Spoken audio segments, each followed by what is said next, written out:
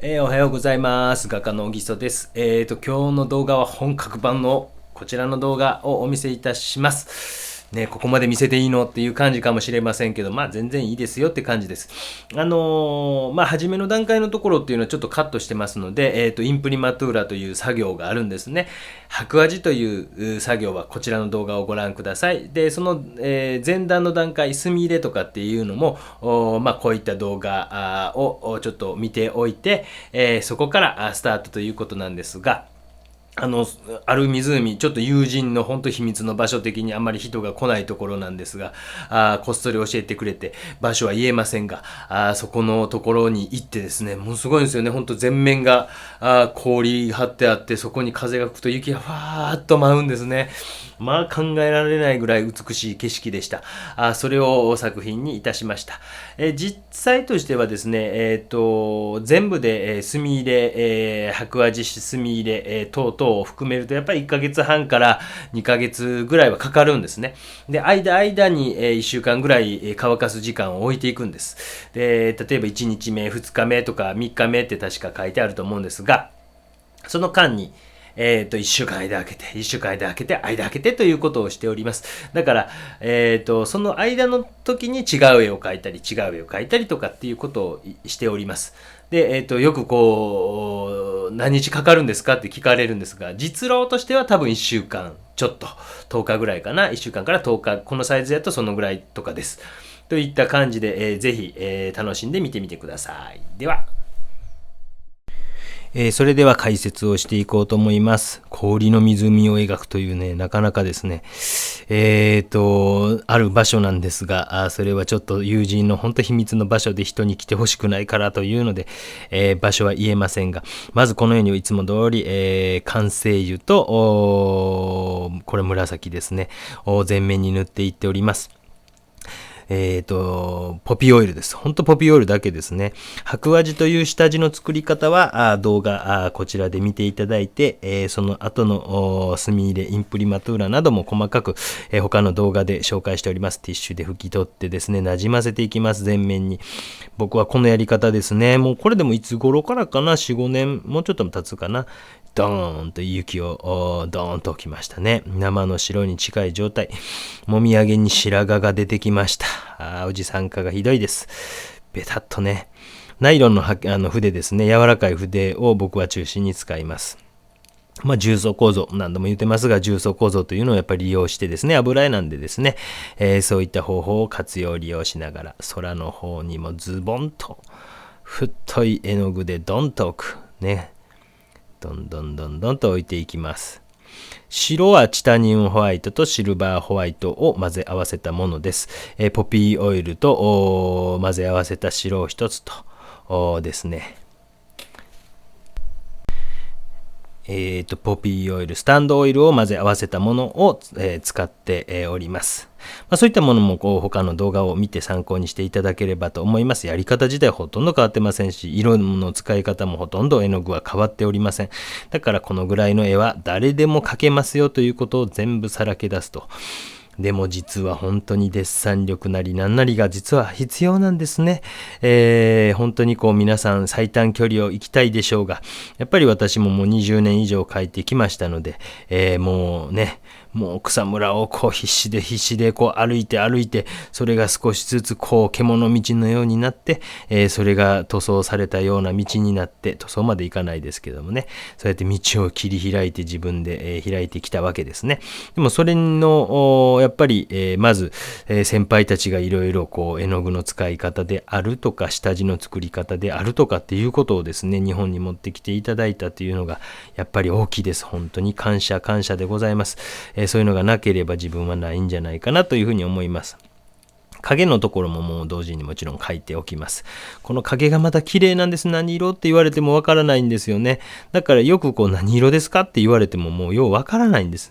これかなあれかなと。またその場に行った気分で、またこれの本当にもう10秒ごとに景色が変わる。いや3秒ごとに景色が変わるぐらいの感じでした。ふわーっと風が吹いたり、雲の隙間から光が差したりとかですね、非常に幻想的でですね、確かにこんな景景色、なかなか見ることができないなという感じで、非常に私なりにいい作品が仕上がったなというふうに思います。本当に絵描きという職業はですね、もう無数に題材があるというか、私なんかはそういう感じなので、本当に楽しいですよ。しんどかった時の話をしたことあるんですが、やっぱりそこを抜けるともうなんかやりたいことだらけですね。こんな動画作ってるのも面白くてですね。で、ちょっと影の方から描いていってます。明るいとこからいつも描くんですが、まずなんとなく全面の中にブルーとかを入れてしまったので、そして今雪のところとかをボンと置いていっておるわけでございますね。じっくりじっくり時間がかかるんですね。もう本当に地味な仕事です。もう地味な、こんなのコンピューターでやればええんちゃうか、みたいなふうに思うかもしれませんが、やっぱりですね、人間の手で作っているっていうところも大事なんでしょうし、もちろんこの現代文明である YouTube を活用して皆さんにね、お届けするということも僕は最先端のこともやっているわけですね。なかなか素晴らしいですね。本当にこれで YouTube やりながら思うんですね。学生さんとか、もう自己紹介だけでも YouTube で作ったら、みんなに公開せんでもいいと思うんですけどね。すごくいろんなことわかるんですね。私ってこういう風に見えてるんやとか、こんなボソボソ喋っとんねやって、僕はそれ初めの頃本当にボソボソ喋ってましたもんね。さすがに一人でカメラに向かって喋るっていうのの難しさというのを全然初めはですね、なかなか慣れなかったですね。という感じでこの向こうの山岸、本当に真っ平らです。もちろん湖が凍ってるわけですからね。真っ平らで、ほんの少しだけ向こうの方が溶けそうになってるんですけどもね、そういうところも素晴らしい幻想的な景色に仕上がりました。初めはこのように筆跡は残っているんです。筆致っていうのは僕は初めのうちに残しておいて、こういう輪郭線みたいなところっていうのはすごく慎重に描いていきながらですね、本当に色を本当にちょっとずつ混色しながら作っていく感じでございます。パレットの上自体もですね、僕はもう完成油というので塗ってあるので滑る状態にしてあるんで、ですね、混ざってきてパレット汚くなったなと思ったらすぐにきれいにいたします。ねえ、本当に日本中世界中いろんな景色があります。早く世界中また行きたいですねっていうのが本当思いますよね。そんな時期が来るのでしょうか。でも日本だけでも行けるようになればまずいいかなというふうに思います。まず本当に僕は画面全面をまず塗ることをしています。なんでこんな暗い色温き筆というのを使っております。これもいっぱい動画で出てきます。平滑に慣らしていきます。空。明るいところからやっていくんですね。まず氷の上の雪のところを叩いた後に空をこのように叩いていきます。明るいところから叩きましょうと、これを輸入された先生がおっしゃっておりましたので、それを今も守っていっております。今だと版画のインクをすり込むためにも使ったりもされているみたいですけども、このように叩いて平滑にしていっています。マチエルをなるべくここの段階は消しておこうかなというふうに思いました。マチエルって何ですかって言われたらね、マテリアルと言うてですね、英語で言うとマテリアルです。フランス語で言うとマチエルだと思います。マチエルみたいなもんだと思うんですけど、はい、フランス語もちろん喋れません。物質とか物質感とかですね。で、ちょっとディティールも載せておきました。そういった意味合いがございます。叩いた後もありますけど、またこれ筆致が出てきますよね。それもまた叩くんですが、こうやって外側から描いて、枝がこうなってんちゃうかなっていうのもわからんようになってきたら、この辺はもう本当にもう感覚的にやってます。もうそのまま描くっていう写真写して描くっていうわけではなくて、もうちょっとこうがいいかな、ああがいいかなっていうことを見る人知りませんもんね。ここのところに枝があって、湖から浮かび上がっているんですが、ここにこうあってなんてわからないので。で、これは筆の後ろ側ですね。で、引っかいて、こうやって細かいところもちょも書いていってます。1日でだいぶ書いていくんですね、私の場合は。マチエルとかも少し付け出している感じですかね。こんな感じで書いていきます。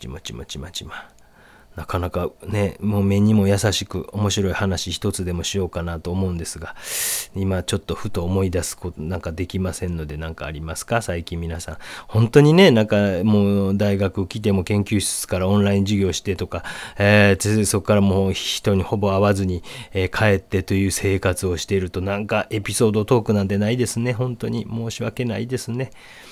ぎゅーっとこう書いて、1日目がこんな感じで終了です。細かい部分はもちろん書かずにですね、全面に絵の具が塗られた。これがパレットの状態です。やっぱブルー系ですね。上から黒、ローアンバー、コバルトブルー、バーントシェンナトランス、カドメラタタタタということで、他の動画を見てください。同じような色使ってます。いった完全に乾いたらって言ってね、1週間後ぐらい。びっくりしますよね、今のやったらね。乾いてへんかったら驚きますが、乾いてます。これね、弾くことあるんです、もちろん。でも僕なんかもしつこく、完成油を少なめにして、絵の具を多め。もう一度言います。完成油を少なめに。これはコバルト、バイオレットみたいな色を、ぐりぐりぐりぐりすり込んでいきます。やっぱ弾きます。それでもまたこうグリグリして、ティッシュで拭き取って、またグリグリグリグリして、ティッシュで拭き取ってってことを繰り返すと、なんとなくこう、塗れるようになってくるんですよ。私の場合はですね。皆さんできなかったらなんかテレピンかなんかで薄く拭き取るかなんかせんといかんかもしれませんけど、私はそれ怖いからやりませんが、で指でこうやってすり込みます。そうすると指ですり込んでるとき乾いてない、弾いてるとことかっていうのがわかるわけでございますよね。そして空の色、これ悩んでるんですね。どうないしようかな。全体が青すぎるな。ちょっとこう明るめの暖色っぽい黄色が入ったようなグリーンみたいな色にしようかなとかね。こういうとこ面白いでしょ。もうどうかなああかな自分の中で試行錯誤していくわけですね。どれがええかなあれがええかなと。うわ思い切っていった。これはスカンブルですね。奥の方に逃げていくのを空気遠近法と呼ばれる方法を使ってズバズバズバ消えたぞって感じでしょ。ね恐ろしい。怖い。先生できませんとか言うかもしれない。大丈夫ですよ。もう今までもいっぱいね失敗もされてきたでしょ。ね素敵な旦那さんと出会いましたかね、それはそれでいいんじゃないですか。成功だったですか失敗だったですか知りませんが、ね、じゅーっと、ね、髪の毛切りに行っても失敗することもあるじゃないですか。僕は友人の S 君という子が大阪で美容室をやっておりまして、今日はお前好きにしてええぞって言って、じゃあペフでいいかっていう話したことあると思うんですが、その友人がペフでいいかって言うからですね、林はペフじゃないな、ペヨンジュンかって思ったら林はペにされたという、すいません、オチを言うてしまいました。ねもうぐんちゃんぐりゃぐりのもう本当にデビュー当時の笑福亭鶴瓶さんみたいな髪の毛にされたこともあるんですよ。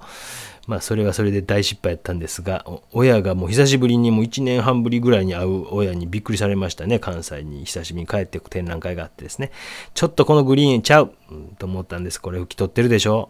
いいんですよ。もうちゃうと思ったらやっぱちゃう。でも拭き取ったら案外ええんちゃうとかね。これぐらいの明度の色にしようかな。もうちょっとこうやっぱり、もやがかってるというかですね。ちょっとやっぱ山の上の天気は移り変わりが激しいのでということで、ちょっと色を変えてみたりとかしてます。こういうことができるかなんですけどね。でドボーンとこう中堅の白を置いていってます。ズドーンと置いていって大胆ですね。木の方にまで入っていってますもんね。左の方の枝のとこもズボーンいってまいってまいっていう感じです。すいません、咀嚼している感じが映ってしまっておりますが、メジャーリーガーを目指してますので許してください。45歳遅咲きのデビューがなるか否か、皆さん私の夢をぜひ応援してもらえれば助かります。ズバンズバン。なんか本当選挙演説できそうですよね。僕なんか適当なことダラダラ喋ってですね。本当にこうやってもうそれでも形で見えますよね。でこれが油絵の良さなんですよ。これが分かってもらえるかなんですね。完全に消すこともできるけど消さないで描くこともできる。これは本当にレオナルド先生のおかげですね。レオナルドがいなければね美術っていうのは200年300年遅れていたんじゃないかと思うぐらいの。で、これで拭き取ってスカンブルという感じになりました。また指ですり込んだりもするんですよ。で叩き筆で叩いていってます。こう叩き筆ね、頭ものすごい近くに近づけるんです。だから画面ボケてしまってますが、もう許してください。なんでかというと、叩いてないところをちゃんと見ないといけないんで、ちゃんとこう近くまで寄らないと見えないんですね。そしてまた中継に光が差し込んでるとこをブンブンブンブンブンブンブンブンっていう風に、絵の具を置いてってます。何を聞いてるんですかね、彼はラジオでね。中年のおじさんはなんかラジオを聞いてるんでしょうね。ほんと首が曲がってますもんね。でこの中継のとこの光を描いたり絵の具をなじましたり、こうほんと紫の色なんてほとんど見えないけど若干感じるの分かりますか？この若干感じるが大事なんですよ。若干感じる、微妙に感じる、もうほんとそういう表現ができるのがオイルペインティングですね。油絵です。油絵の本当に良さでございます。そして乾かないということも、それが最大の特徴の一つでもあります。もうとにかく受験なんかだともう乾かないとみたいになって、いる人いるんですが、いや、あれはね、と思うんですよね。逆に、やっぱ乾かないうちに描ける技術みたいなのを身につけると、すごく便利ですよ。これ、扇形の筆で、ほら。横の線が多いのでこうやってなじませてぼかしてるんですね。ぼかすとか言わないで先生って聞こえてきそうですけどね。はい、ボケていっております。すみません、怒られそうですね。ほんとカルチャーセンターで怒られたんですよ。もうちょっとここ輪郭ぼかした方がって言うたらですね、僕22、3の時ですよ。先生そんな言葉言わないでくださいって言われました。皆さん大丈夫です。私のこの動画を見ていると大丈夫です。しっかりして、いけると思います。新しいこともしょっちゅうしますし、早口でしょ。ちょっとゆっくり聞きたいって方は YouTube ってすごい便利でですね、遅くってできますので、0.75 倍速度とかですね、早くも見たいなっていう方は 1.5 倍とか、1.25 倍とかできますので、ちょこちょこって喋ってるような感じとか、こんにちは。おぎそですっていう感じにもできます。設定でできるんですよ。便利ですよ。ぜひそういうのもね、頑張ってスマートフォンとかをいじりながら YouTube 速度早くとかってやるとこういう風にしましょうねって出てきます。便利な時代ですよね。昔は良かったっていう人もいますけど、やっぱり便利な方が多いような気がしますよね。だから昔は想像ができなかったわけですよね。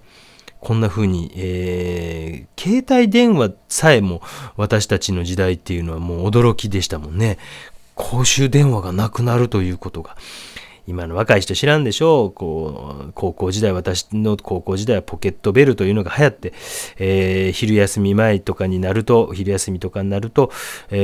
子高生が学校の中にある数少ない、公衆電話の前に並んで、当時付き合ってた彼氏にでもなんかしてたんですかね。よくわかりませんけどね。なんかピコピコ文字数字打つと文字になるんですよね。っていうのが、これ変でしょ。こういうなんか縦線、画中では横線なんですが、縦の線が多い枝ですね。そういう場合は縦って書いてます。そして動画上で横にしてるんですね。だから変なとこから手出てきてますが、実際は画面を縦って書いております。意味わかりますか？わかりますよね。皆さん賢いですもん。私の視聴者の方賢いですよっていうのをよく聞きます。巷の噂で。はい、嘘です。嘘ついたら嘘ついたとちゃんと言わないと怒られる時代がやってまいりました。4月1日に上げた動画、あれはジョークです。エプリルフールです。怒られましたもん。こんなことしないでくださいって怒られました。そんなこともできない世の中になってしまったのか。ちまちま面白い話が全く思い浮かばない。ちまちま書いて、これなんかはですね、水彩筆なんですよ。これコリンスキーという、動物毛の筆です。コリンスキーというイタチ科の動物の毛、を使って書いていってます。ちまちまだから2日目というか、実際はもうちょっと白味からやると4日目5日目ぐらいになるんですけども、ですね、書き込みが始まっているという。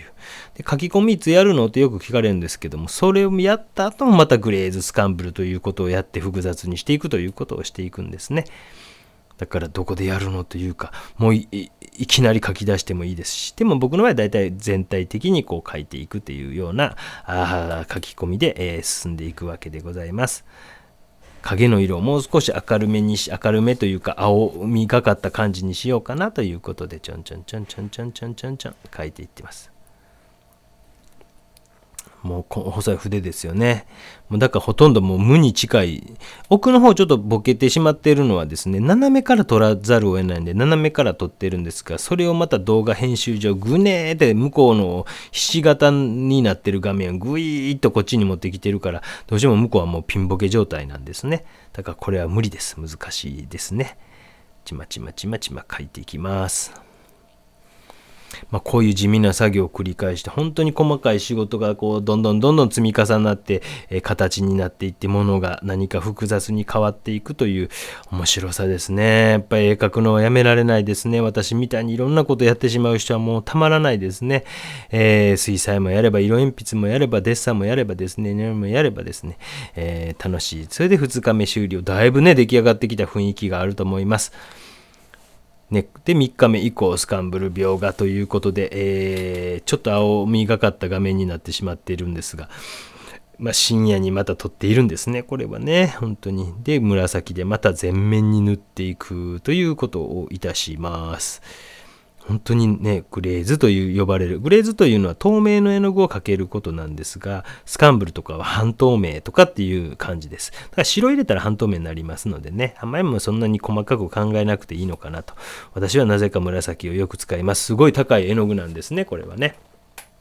高い絵の具でございますので、なんかいいじゃないですか。高い絵の具使ってたらですね、一番 ABCDE、絵の具には ABCDEFG みたいなのついてるんですね。水彩やと ABC までかもしれませんが、A が一番安くて C が高いとかだと思います。多分ですよ、僕と透明水彩に関しては詳しくないんですが、最近草壁さんの54色セットを購入させていただいたら、そんな風に書いてあったんですね。希少な顔料とかっていうのは高くなると。だからこのコバルトバイオレットっていうのは希少で ABCDEFG です。G ですね。皆さん大好きなジャイアンツの G ですね。で、それでまたほら、これスカンブル。奥の方スカンブル、空と一緒に雲が向こうから来ているというか、それと雪が混ざっているというか、僕にとって初めての描く題材というかですね、いつもどっちかというとカラッとしてる絵が多かったんですけども、ちょっと新しいチャレンジができたのですっごい楽しかったですね。向こうの方からふわーっと風が来ているっていう感じが出せないかなと思いました。ぐっと思い切って影のところ、これぐらいちょっと強いところを部分的に置いてみようかなと思いました。ぐぐっと。で指ですり込んで、ちゃんとこれ油弾いてへんかな、ティッシュで拭き取ってみたり、あかんこれ濃すぎたっていうことで拭き取ったり、こういうことできるんですね。油絵っていうのは便利だと思いませんか？指ですり込んだりとかもこんなこと繰り返すんですね。どんなもんかな、乾いちゃんとあれかな、端感かなとかっていうことをしたりとかですね、していっております。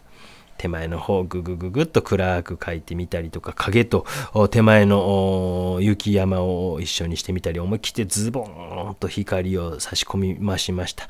油絵の具というのは本当に光を描くというのにすごい適した画材やと思いますよ。ズボンという感じで光を差し込ましていっております。今日解説っぽいな。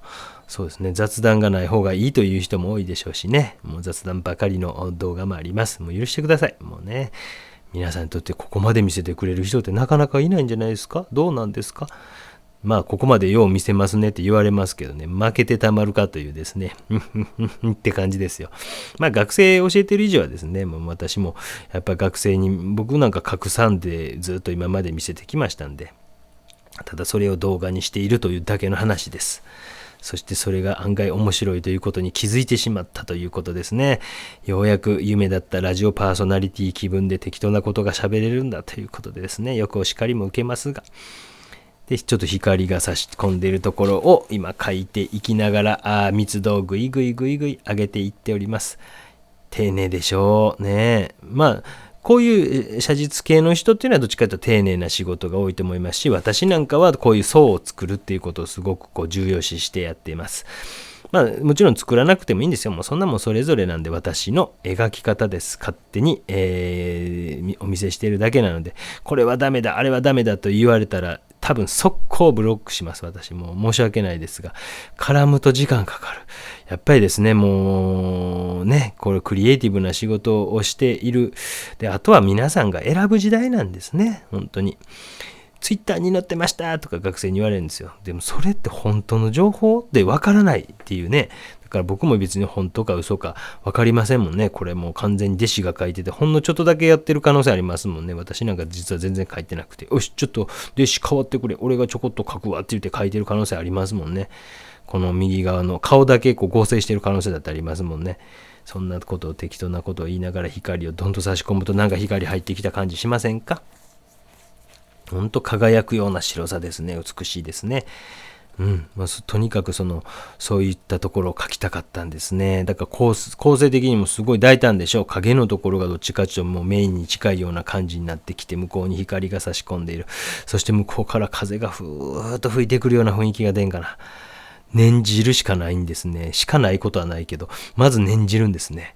その時のことを思い出しながら自分で体現したこと、体に感じたこと、どうやったかな、ああやったかな、こうやったかなっていうのを思い出しながら、五感を鋭く研ぎ澄ませながらやっていくんですね。指ですり込んだりします。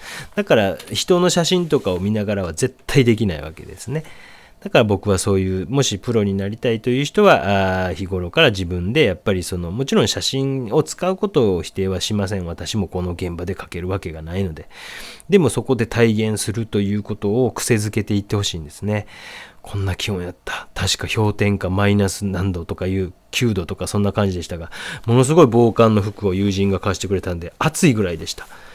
ああ、そうなん、大丈夫なんや。僕はもう本当に恐ろしかったです。なんかタオルが、水に濡らしたタオルをぐるぐる回したらコールでへへへみたいなことを言われて、そんなとこ行くんやと思ったんですが、案外大丈夫でした。でも住みたいとは正直思いません。北海道の皆様、申し訳ございません。汚いですね、ヒゲが。夜中ヒゲが汚いな。これカットしたかったな。汚いですね。真剣でしょ、こういうとこね。たまに真剣にもなるんですよ。こんなヘラヘラしてるおっさんでも。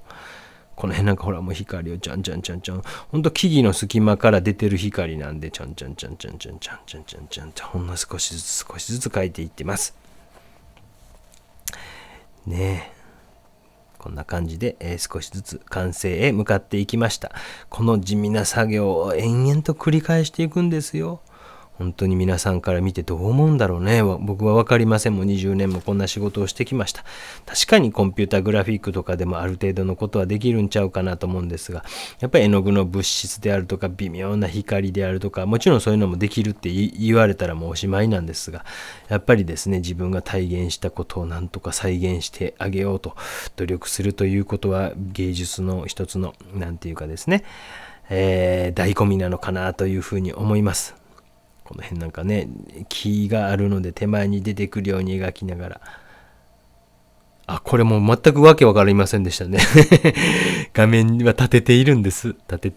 ね。だから下が右側になるんですが、びっくりしました。僕もなんでこっち側手出てきはんので。でこういうところっていうのは縦の線が多いので、細い縦の線っていうのは縦に、上から下に描いた方が楽なので、画面自体は縦にしていますが、動画上ではこのようにしております。ね、細かいでしょう。もう見えませんって感じですよね。私もよう見えてませんもんね。そうするとだいぶ複雑になってきて、木から影が落ちているんだっていうのがちょっと伝わるようになってきたんじゃないですか。そして完成に向けて本当に最後のほんの少しですが、もうこんな感じ。奥に見える木なんかここ一番慎重にやっていくんですね。奥行きのこの、空気延気法を壊さない程度にでもちょまって2月の末ぐらいでしたから、少し雪が溶けてきて真っ白というや少しそういうのが見えてるというような感じをちょっとこう描いていく作業をいたしました。こんな感じでどうでしょうか。皆さん楽しんで喜んでもらえたでしょうか。これからもまた楽しい動画作りをいたしますので、皆さんよかったらチャンネル登録してもらえたりすると、突然始めるライブペイントなんかの知らせが来たり、コミュニティ欄に何かわけわかんないことを書いているのが通知が来たりですね、新しい動画が上がったら上がりましたよなんて連絡が来ます。チャンネル登録が多いからって言って何かがなるわけじゃないんですよ。視聴回数とか視聴時間の方らしいんですよ。でもなんかね、皆さんしてくれると励みになります。髪の毛はまだありますが、励みになりますので、ぜひよろしくお願いいたします。本日は以上です。